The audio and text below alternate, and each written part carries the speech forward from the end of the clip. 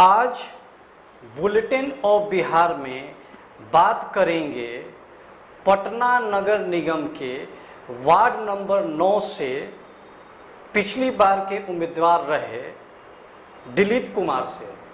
दिलीप कुमार जी 2017 में पटना नगर निगम के ward number 9 से चुनाव लड़े और बहुत ही कम मार्जिन से पीछे रह गए और जनता का आशीर्वाद नहीं ले सके।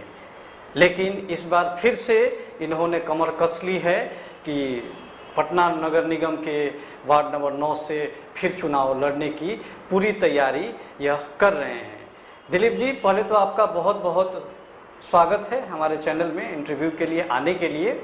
और शुरुआत करते हैं कि इस बार आपने फिर से कमर कस ली है, क्या पीछे कारण रहा कि आप दोबारा से इस चुनाव में जा रहे हैं?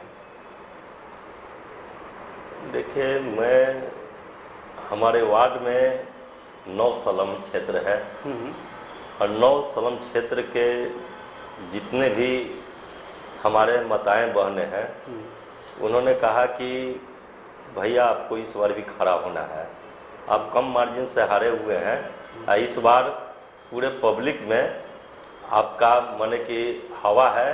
पूरे पब्लिक भी, अगर कुछ पब्लिक भी वोट नहीं किए हैं वो भी अभी मन बना चुके हैं कि नहीं, हमने सच्चा सामाजिक कार्यकर्ता को खो दिया है, अब नहीं खोएंगे।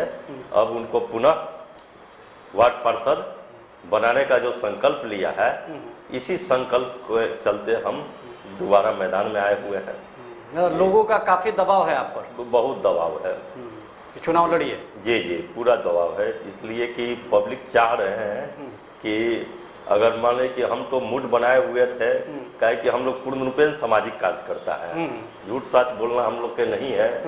अब फादर इन दिनों हम लोग के बहुत बीमार थे, उन कैंसर और किडनी से पीड़ित थे, हम लोग कर्ज में भी पड़ चुके थे, सोचे कि कहाँ से खर्च आएगी। लेकिन क्षेत्र के लोग, माताएं बहनें, अब जो ज़मीन से जो मजदूर हैं, महिला माताएं जो दाई के काम करती है, वो लोग बोल रही हैं कि भैया आप खड़ा होइए, हम 5,000 देंगे, कोई कह रही है 10,000 देंगे, कोई कह रही है 2,000 देंगे। क्या मन में गदगद हो गए, हम कहे कि ठीक है दीदी, चाची माए जो भी है, हम पुनः खड़ा हो रहे हैं और मन बना लिए।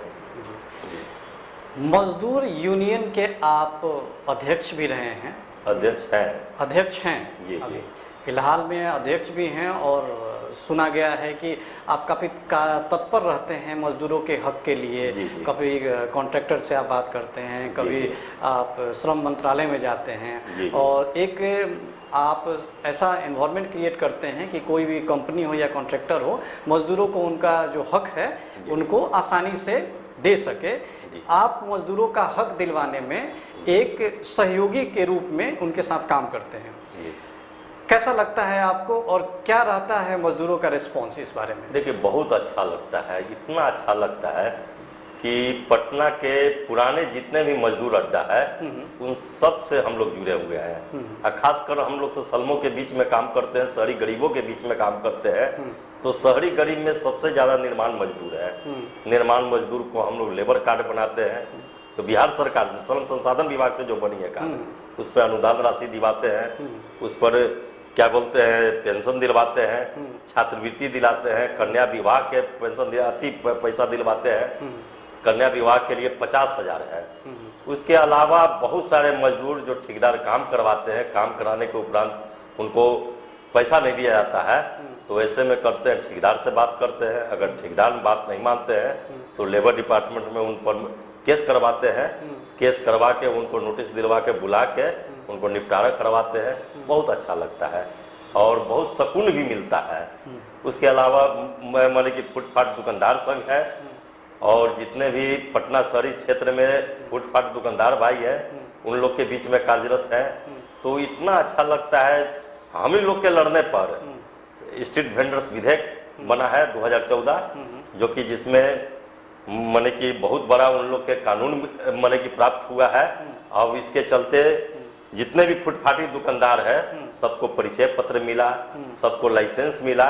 लेकिन उसके बाद भी जिला प्रशासन द्वारा हटाए जा रहे हैं। लेकिन हम आश्वासित करते हैं कि अब बीजारोपण हो गया है अब आप लोग के सर्टिफिकेट मिल गया है, अब परिचय पत्र भी मिल गया है, और प्रधानमंत्री केंद्र सरकार द्वारा इन लोग के कुछ अनुदान भी मिला है, कुछ ऋण भी मिला है, 10,000 ऋण भी मिल रहा है। तो इसलिए कुछ मजबूती आई है फुटपाथ दुकानदारों के लिए, और इसका माने कि लड़ाई का परिणाम बहुत अच्छा आ रहा है।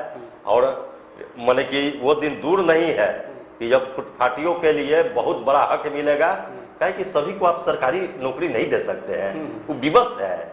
हम तो पदाधिकारियों के भी बोलते हैं कि सर इसका आप चमड़ी छील दीजिएगा, तो क्या ये रोड पर दुकानदारी नहीं करेंगे? सबको तो आप सरकारी नौकरी नहीं दे सकते हैं, तो वो तो विवश है रोड पर आने के लिए। लेकिन आप उसके लिए सरकार को, पदाधिकारी को भी हम बोलते हैं कि आप सरकार को अच्छा सुझाव दीजिए। अब मान लीजिए कि दुकानदार है तो उसको कहिए कि वेंडिंग जोन के अंतर्गत स्थल निर्धारित कर दीजिए जिसमें अपनी दुकानदारी करे, और ऐसा जगह दुकानदारी करवाए न यातायात बाधित हो, न आम जनता की परेशानी हो, लेकिन उसका रोजी रोजगार से खिलवाड़ मत कीजिए। कहाँ जाएंगे? तो ये सब तो हम लड़ाई लड़ रहे हैं, और लड़ाई के अच्छा मन की फल भी मिला है। और हम आशा करते हैं कि मजदूरों, फुटपाथ दुकानदार भाइयों, और हमारे जितने भी महिला सलम की रहने वाली जो दाई के काम करती हैं, उन लोग के हक अधिकार मिले। और मेरा पहला फोकस है सलम के लोग। सबसे बड़ा आवास की समस्या अभी जो है, देखिए सरकारी भूमि पर पैन तोप के, अहर तोप के घर बना लिए हैं, तो उस पर सरकार के पहला फोकस जाना चाहिए। लेकिन सरकार अभी सबसे बर्बरता पूर्वक बुलडोजर चला रही है, तो सलम वासियों पर चला रही है। आगे सरकार पटना नगर निगम 112 को सलम पूरे पटना में चिन्हित की है, सबको सलम कोड मिला है, नोटिफाइड सलम है। और सरकार ने मलिन बस्ती कानून बनाई है, मलिन बस्ती कानून 2011, मलिन बस्ती पुनर्निर्माण और पुनर्विकास नीति 2017, उसमें स्पष्ट है कि जहां 20 गो सलम अथी झोपड़ियां हैं वो सलम है, जिसे हटाने से पूर्व कहीं उसको व्यवस्थित करना है। लेकिन सारे नियम को, कानून को सरकार दरकिनार करके बर्बरता पूर्वक बुलडोजर चला रही है। हम तो भाई पार्षद के उम्मीदवार भी हैं, और अगर हम पार्षद बन जाते हैं तो बोर्ड की जो बैठक होगी उसमें बहुत मजबूती के साथ सलम के बात को रखेंगे। अगर सलम पर बुलडोजर चलेगा तो हम तो निश्चित रूप से प्रशासन के लोगों को कहेंगे कि पहले हमारे छाती पर बुलडोजर चलाइए, उसके बाद सलम के लोग पर चलाइए, क्योंकि आखिर जाएंगे तो कहाँ जाएंगे। तो इसका सबसे पहला अर्थी है कि उनका अगर सशक्त स्थायी समिति में हम आते हैं तो निश्चित है कि हमको माने सशक्त स्थायी में काफी बल मिलेगा, और सलम के अधिकार दिलाने का भी हमको बड़ा माने कि मौका मिलेगा। और इस पर हम चाहते हैं कि बखूबी उतरे उस पर, और लोगों की जो आवास की समस्या है उससे निजात दिलाने का काम करें।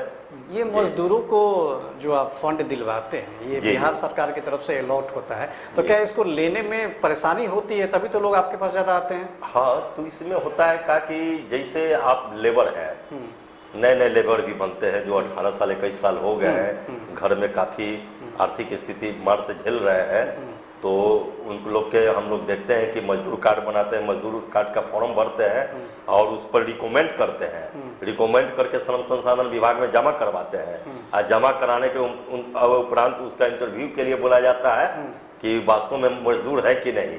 अब मजदूर के माने कि इस तरह से हम लोग कार्ड बनाने का काम करते हैं। कैसे रेकमेंड करते हैं आप? क्या रेकमेंड अपने लेटर पैड पे करते हैं? हम इनको जानते हैं, ये फलना अड्डा पर आते हैं और ये निर्माण मजदूर हैं, जिनको कि हम जानते हैं, तो क्यों नहीं रिकमेंड करेंगे? मजदूर है तो मजदूर को रिकमेंड करेंगे ही।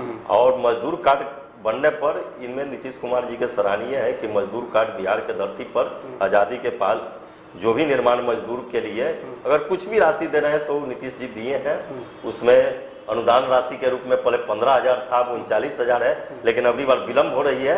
लेकिन और सब योजना कुछ मिल रही है, जैसे आपको मजदूर के अनुदान राशि हुआ, उसमें 2,000 रुपया हर साल स्वास्थ्य लाभ के रूप में मिलता है।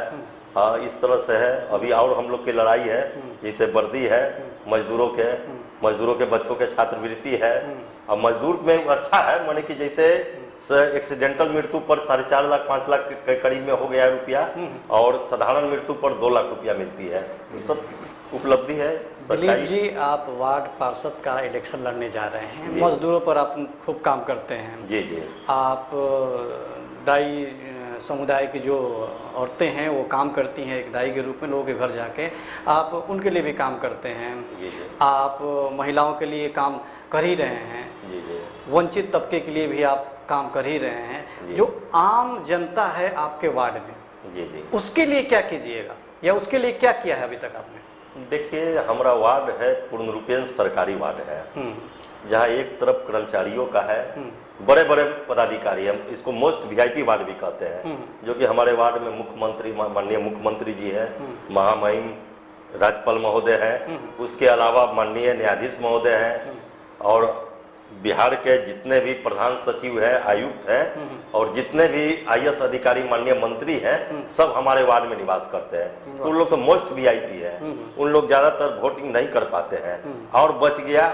सलम बस्ती, तो सलम बस्ती में हम लोग शुरू से कार्यरत हैं, आज से 40 साल से कार्यरत हैं, और सलम में कार्य करने में हमको संतुष्टि भी मिलती है, सुकून भी मिलता है कि वास्तव में हम वैसे कार्य करता है कि हमारा इन लोग के बीच में सेवा करने का अवसर प्राप्त है।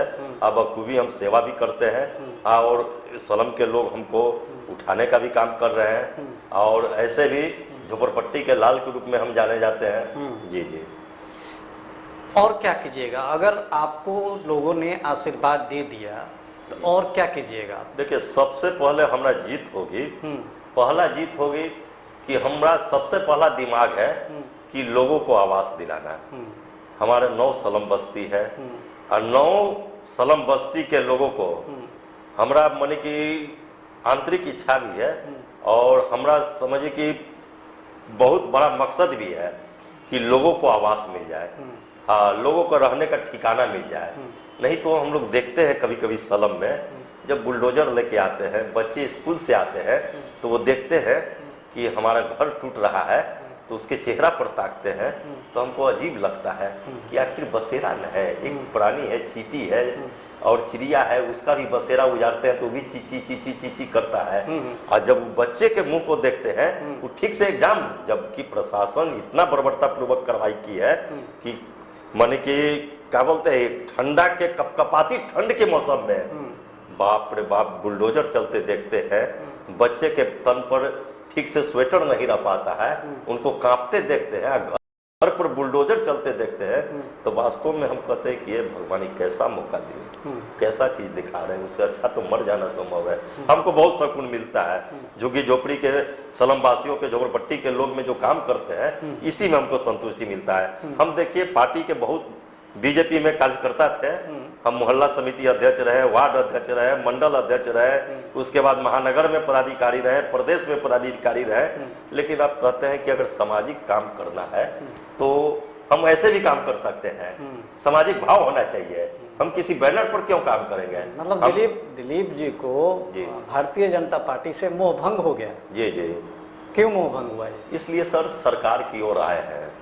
अब हम मान लीजिए कि कभी कभी कार्यक्रम होते हैं, माननीय लोग कहते हैं सलम से हम जुड़े हुए हैं, भीड़ लगाने के लिए बोलते हैं कोई कार्यक्रम में, तो भीड़ लगाते हैं, बहुत अच्छा भी लगता है कि कोई कार्यक्रम, कोई भी राष्ट्रीय स्तर के नेता है, चाहे माननीय के कोई कार्यक्रम में तो जाना भी चाहिए। लेकिन अब कभी होता है कि दीनदयाल उपाध्याय के पुण्यतिथि श्यामा प्रसाद मुखर्जी के जयंती बनाते हैं, तो फरमान जारी होता है कि दलितों के बीच, जो दलित बस्ती में, मलिन बस्ती में लोग रहते हैं, उनके बीच में मनाया जाए, उनके बीच में भोज किया जाए, तो हमको बड़ा अच्छा लगता था। लेकिन जब उनके झोपड़िया पर बुलडोजर चलती है, तो उस समय भूल जाते हैं कि साथ में खाना खाएं, साथ में हाथ मिलाए, दोस्ती मैत्रीपूर्ण भाव को दम 1 मिनट में खत्म कर देते हैं कि खड़ा रहिए, उनको वैकल्पिक व्यवस्था दीजिए। ये तो माने कि अंग्रेजी हुकूमत हो गया है, अंग्रेजी हुकूमत हो गया कि आज़ादी मिला कैसा मिला। अगर ठीक है गांव से शहर में आ गए हैं, गांव में 2-4 कट्ठा जमीन भी है, तो उसका रोजी रोजगार अगर मान लीजिए कि राजधानी पटना में है, तो अगर गांव में जाएंगे तो उसका परिवार का भरण पोषण नहीं हो पाएगा, मजबूर है, जो कि सलम में रह रहे हैं। और सलम के भी इतिहास है सर, माफ कीजिएगा आपका समय बहुत ले रहे हैं, सलम के भी इतिहास है कि सलम जो है कि माने कि कोई रोजी रोजगार के फेरा में आए हैं, तो कोई बाढ़ ग्रस्त से होकर उत्तरी बिहार से भी लोग आए हैं, तो आए हैं, तो उस समय पटना की भी स्थिति ठीक नहीं थी। सड़कों किनारे, गड्ढा किनारे, नालों किनारे जंगल को काट के उसको रहने लायक बना के वो सब रहे हैं। मलाई पकड़ी में इतना इतना पानी लगता था। अभी जैसे कौशल नगर है, सागड्डी मस्जिद है, नौकोठिया है, चाहे आपको स्टैंड रोड है, आपको बीपीएससी है, जो झोपड़पट्टी के लोग हैं, तो वो सब जगह माने कि काफी गड्ढा नुमा था, एकदम जंगली पौधा, सांप, गोजर और कोई लवारिस लाश भी मिलता था, लवारिस जानवर भी मिलता था। तो वो लोग के साफ सुथरा करके बड़ा भय का माहौल था, रहने लायक बना के रहे। जब वो 50 सालों से एक जगह रह गए तो माने कि वो भी एक तरह से उस जमीन पर वो कार्य करके आए हैं, उस जमीन को रहने लायक बना के आए हैं, तो आप उसको हटा रहे हैं, कहता है कि सरकारी भूमि है। एक माने कि ये अगर स्थान पर 10 साल रह जाने पर आप ही बोल रहे हैं कि रेसिडेंटल हो जाता है, 12 साल एक स्थान पर रहने के लिए रह जाते हैं तो आप ही कहते हैं कि उस भूमि का, उस मकान के अधिकार आपको माने अधिकारी हो जाते हैं। लेकिन ये क्या, ये तो 50-60 साल से रह रहे हैं, उस पर आप बुलडोजर चला रहे हैं। उसके लिए वैकल्पिक व्यवस्था, आखिर हर राज्यों में जाइएगा सर, तो हर राज्य में जहाँ माने संपन्न लोग के घर है तो वहाँ स्लमवासी भी है, इसलिए कि दोनों पूरक है। अगर संपन्न लोगों के घरों में अगर मान लें कि कोई दाई का काम करेंगे तो स्लम के लोग करेंगे, उनके चैम्बरों नालों की सफाई करेंगे तो स्लम के लोग करेंगे, उनके माने कि क्या बोलते हैं इमारत का निर्माण करेंगे तो स्लम के लोग ही करेंगे, है कि नहीं। उनकी जितने भी दिनचर्या के काम है तो स्लम के लोग ही करेंगे, एक दूसरा के पूरक है। तो सेवा भाव को देखते हुए अगर मान लीजिए हमको मजदूर की जरूरत है तो स्लम बस्ती की ओर न जाएंगे कि वहाँ मजदूर हो जाएगा। अगर मेरा चेंबर जाम है तो स्लम बस्ती में स्लम बस्ती का निर्माण होना चाहिए। जहाँ 10 गो VIP लोग हैं तो 10 गो स्लम बस्ती भी होना चाहिए। लेकिन यहाँ क्या है, अंधेर नगरी चौपट राजा, समझे ना। और राज्यों से भी इनको सबक लेना चाहिए। ठीक है, सड़क बनना चाहिए, विकास भी होने चाहिए, पार्क भी होने चाहिए, लेकिन आप ही बोलते हैं कि क्या सबका साथ सबका विकास, लेकिन सबका साथ कहने वाली अब तो झूठा कहानी है। सबका साथ कहाँ ले रहे हैं? अगर सबके चेहरा पर लाली रहेगा तब ये समझिए कि पूर्ण विकास है, नहीं तो अगर मान लीजिए कि उसके चेहरा पर उदासी है, वो कंगाली के शिकार है और झूठ मूठ के आप बोल रहे हैं कि सबका साथ और सबका विकास, तो बेईमानी है। दिलीप जी, इस बार तो आपको ही पता है कि मेयर और उप मेयर का जो चुनाव है जी। उसको डायरेक्ट जनता चुनेगी। जी जी। तो आपको क्या लगता है कि इसमें तो वार्ड पार्षदों का कुछ इम्पोर्टेंस घट जाएगा या ठीक ठाक ही रहेगा? देखिए, ये तो पार्षदों का एक पुराना अधिकार था कि पार्षद लोग अपने में एक मेयर बनाएंगे, एक डिप्टी मेयर बनाएंगे, ये उनका अधिकार था। ठीक है, आपने सोचा कि पार्षद लोग माने कि क्या बोलते हैं पैसा के खिलवाड़ करते हैं, इसमें पैसा के व्यवसाय होते हैं, तो पार्षद लोग व्यवसाय करते हैं। अब विधायक लोग जो मुख्यमंत्री के चुनते हैं, आप ही मीडिया से जुड़े हुए हैं कि 10 गो 12 गो सीट पर क्या हुआ है वो भले आप नहीं बोल सकते हैं, लेकिन जनता जान रही है। माने कहने के मतलब है कि आप दूध के धोए हुए हैं और ये वार्ड पार्षद चोर है। तो चुनाव कराना है तो मुख्यमंत्री के चुनाव कराइए, चुनाव जनता के बीच में जाने दीजिए ना। तो उससे काय कोताही कर रहे हैं? मेयर के भी जाने दीजिए जनता के बीच में, डिप्टी मेयर के भी जाने दीजिए, और टोटल तमाम चुनाव है जनता के बीच से ही होने दीजिए, तभी सुशासन होगी। इसका हम समर्थन करते हैं, लेकिन ये भी आग्रह करते हैं कि अगर आप में हिम्मत है तो मुख्यमंत्री के चुनाव भी जनता द्वारा करा के देख लीजिए। ये थे दिलीप कुमार जी, वार्ड नंबर 9 पटना नगर निगम से ये वार्ड पार्षद का चुनाव लड़ने जा रहे हैं। स्लम पे, मजदूरों के लिए, महिलाओं के लिए, दाई समुदाय के लिए इन्होंने खूब काम किया है। अभी तो ये मजदूर संघ के अध्यक्ष भी हैं पटना के, और फुटपाथ विक्रेता वाले जो होते हैं उनका भी जो ऑर्गेनाइजेशन है उसके भी अध्यक्ष हैं। इन सभी के बदौलत अपनी जीत पक्की मान रहे हैं और इनका यह मानना है कि लोगों का आशीर्वाद इनको ज़रूर मिलेगा। दिलीप जी, हमारे चैनल में इंटरव्यू के लिए आने के लिए आपका बहुत बहुत धन्यवाद, और बुलेटिन ऑफ बिहार की तरफ से आपको बहुत बहुत शुभकामनाएं कि आप अपने इलेक्शन में जीतें और लोगों के जो डिमांड हैं, लोगों की जो आशाएं हैं उस पर आप खरे उतरें। बहुत बहुत धन्यवाद दिलीप जी।